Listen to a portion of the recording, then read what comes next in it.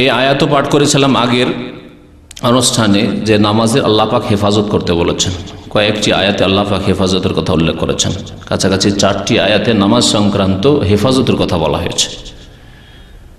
হাফেজু আলা সলাওয়াত, আল্লাহ পাক নামাজের হেফাজতের কথা বলেছেন। ওয়াল্লাযীনা আলা সলাওয়াতিহিম ইউহাফিজুন, যেমন এই আয়াতটি সূরা মুমিনুন আয়াত নম্বর 9 আল্লাহ পাক ইরশাদ করেছেন মুমিন তো তারাই, এবং সেই মুমিনরাই সফল কাম, কাদ আফলাহাল মুমিনুন দিয়ে আল্লাহ পাক শুরু করেছেন।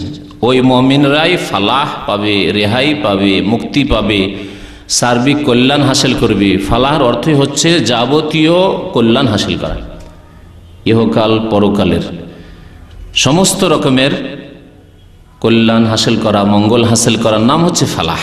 যে ফালাহর দিকে ডাক দেওয়া হয় নামাজের জন্য আজানে একামতে। আজানেও বলা হয় আলাল ফালাহ, আর একামতেও বলা হয় হাইয়া আলাল ফালাহ। ফালাহর জন্য এসো, সার্বিক মঙ্গলের জন্য এসো। নামাজেই রয়েছে সার্বিক মঙ্গল।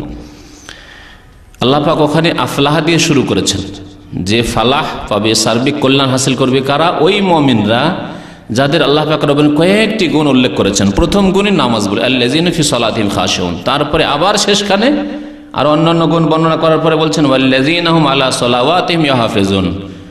মুমিন সফলকাম তো তারাই যারা নিজ নিজ নামাজগুলির হেফাজত করে। আলা সালাওয়াতিহিম, নামাজগুলির, যতগুলি নামাজ আল্লাহ পাক ফরজ করেছেন নামাজের হেফাজত করে। নামাজের হেফাজতের একটি গুরুত্বপূর্ণ দিক হচ্ছে যে নামাজ পড়তে হবে নবী করিম সাল্লাল্লাহু আলাইহি ওয়াসাল্লামের তরিকা মোতাবেক। কারণ আল্লাহ পাক কেমন নামাজ চান আপনার কাছ থেকে, আমার কাছ থেকে, এটা আমার আপনার জানার কোনো রাস্তা নেই, একমাত্র রাসূলুল্লাহ সাল্লাল্লাহু আলাইহি ওয়াসাল্লামের উপর ওহীর রাস্তা ছাড়া। তার উপর ওহী হয়েছে, জানিয়ে দেওয়া হয়েছে যে এইরকম নামাজ পড়ো।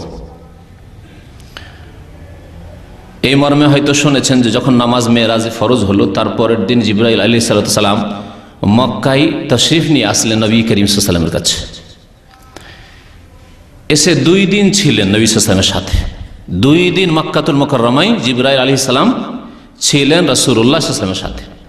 মুওয়াত্তা মালিকের হাদিস হয়েছে, আম্মানি জিবরিল ইনদাল বাইত, বাইতুল্লাহর কাছে জিবরিল এসে 2 দিন আমার ইমামত করেছেন। মুক্তাদিকে রাসূলুল্লাহ সাল্লাল্লাহু আলাইহি ওয়াসাল্লাম, ইমামকে জিবরাইল আলাইহিস সালাম। একদিন প্রথম ওয়াক্তে, একদিন শেষ ওয়াক্তে। কেমন করে নামাজ পড়তে হবে তাও দেখানো হয়েছে, এবং ওয়াক্ত সময়ও দেখিয়ে দেওয়া হয়েছে, এই সময় নামাজ পড়তে হবে। আর বলে দেওয়া হয়েছে যে এই নামাজের ওয়াক্ত হচ্ছে এই যে 2 ওয়াক্তে পড়লাম, একদিন প্রথম ওয়াক্তে, একদিন শেষ ওয়াক্তে, এর মধ্যে নামাজ পড়তে হবে। তাহলে সূর্য ওঠার পরে ফজর নামাজ পড়লে আল্লাহ কবুল করবেন না, কারণ এই নামাজ জিবরাইল আলাইহিস সালাম পড়ে দেখাননি। যেইভাবে নবী করিম সাল্লাল্লাহু আলাইহি ওয়াসাল্লামকে নামাজ পড়িয়ে দেখেছেন জিবরাইল আলাইহিস সালাম, সেইভাবে নবী করিম সাল্লাল্লাহু আলাইহি ওয়াসাল্লাম সারা জীবন নামাজ পড়েছেন। সেই নামাজ হচ্ছে আদর্শ, উসওয়া, নমুনা নারী পুরুষ উভয়ের জন্য। সুতরাং প্রত্যেককে নামাজ পড়তে হবে কার মতো? রাসূলুল্লাহ সাল্লাল্লাহু আলাইহি ওয়াসাল্লামের নামাজের মতো নামাজ পড়তে হবে। অনেক মাসলা মাসাইলে এই মযহাবধারী ভাইয়েরা, বিশেষ করে হানাফি মযহাবের নামাজে বহু মাসলা মাসাইলে দুর্বলতা আছে শুরু থেকে শেষ পর্যন্ত। একটু খুলে নাম ধরে এই জন্যই বলতে হলো যে অনেকেই যদি নাম না ধরি তো বুঝতে পারবেন না। অন্যান্য মাযহাবেও বেশ কিছু মাসলা মাসাইলে ত্রুটি রয়েছে, দুর্বলতা রয়েছে, কিন্তু হানাফি মযহাবের নামাজে সবচাইতে বেশি ত্রুটি রয়েছে, দুর্বলতা রয়েছে শুরু থেকে শেষ পর্যন্ত। তার মধ্যে আজকে 10 থেকে 12টা উল্লেখ করব। আরও সময় সুযোগ হলে বাকি মাসলা মাসাইলগুলি উল্লেখ করা যাবে। কিন্তু গুরুত্বপূর্ণ যেই ক্ষেত্রগুলিতে, যে বিষয়গুলিতে মযহাবের নামাজের ত্রুটি বা দুর্বলতা রয়েছে, সহিহ হাদিসের বিপরীত নামাজ রয়েছে, সহিহ হাদিসের আপনার উল্টো নামাজ রয়েছে, সেই ক্ষেত্রগুলি আমাদের সাধারণ মানুষেরও জানা জরুরি, যাতে করে আপনাকে কেউ ধোঁকা না দিতে পারে যে না না এটাও নামাজ, রাসূলুল্লাহ সাল্লাল্লাহু আলাইহি ওয়াসাল্লাম নামাজ, এইভাবে নামাজ পড়লেও চলবে না। ওইভাবেই পড়তে হবে যেইভাবে রাসূলুল্লাহ সাল্লাল্লাহু আলাইহি ওয়াসাল্লাম নামাজ পড়েছেন, নামাজ আদায় করেছেন।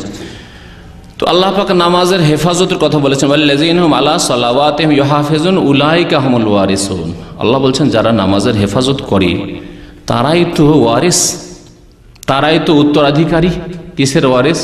আল্লাযীনা ইয়ারিসুনাল ফিরদাউস, যারা জান্নাতুল ফিরদাউসের ওয়ারিস হবে। নবী করিম সাল্লাল্লাহু আলাইহি ওয়াসাল্লাম বলেছেন জান্নাতুল ফিরদাউস সবচাইতে উচ্চ স্থান, উচ্চ মর্যাদা জান্নাতের। ফাইন্নাহু আলাল জান্নাতি ওয়া আওসাতুহা, জান্নাতের সবচাইতে উচ্চ স্থান এবং সবচাইতে উত্তম স্থান। আল্লাহ পাক ফিরদাউসের ওয়াদা করেছেন কার সাথে? যারা নামাজের হেফাজত করবে। আল্লাযীনা ইয়ারিসুনাল ফিরদাউসা হুম ফিহা খালিদুন, এবং সেখানে তারা চিরকাল অবস্থান করবে। তো নামাজ যদি সহি শুদ্ধ পড়েন, নবী করিম সাল্লাল্লাহু আলাইহি ওয়াসাল্লামের তরিকায় পড়েন, তাহলে কবুল হবে, না হলে কবুল হবে না। আর যদি সহি শুদ্ধ পড়েন তাহলে জান্নাতুল ফিরদাউস পাওয়া যাবে, আল্লাহ পাক ওয়াদা করেছেন, না হলে পাওয়া যাবে না। এবং চিরকাল থাকতে পাবেন যদি এই সহি নামাজ রাসূলুল্লাহ সাল্লাল্লাহু আলাইহি ওয়াসাল্লাম নিয়ে আসা নামাজ যদি আদায় করেন।